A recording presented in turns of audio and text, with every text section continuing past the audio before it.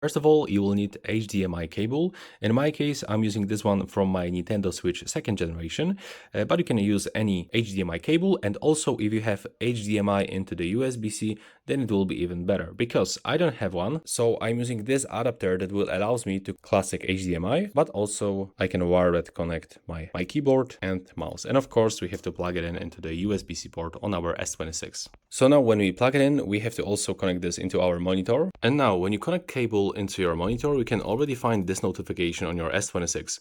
So you can use, for example, your phone as a touchpad by clicking here on the left bottom corner and take a look. Now I'm just moving my finger over my phone screen and I can just select everything.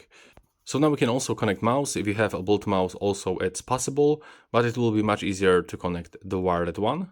And the same it looks with a keyboard, so we can connect wireless or wired by using USB port on that hub. And as you can see, it works pretty smooth. You can download here anything you want. In this case, I will try to play the World of Tanks. And so here you can check, for example, this slow motion video. And if you are wondering, then the sound comes, of course, from your phone. And by clicking on the right bottom corner, you can then quickly switch into the mirroring. So now that's how it looks actually.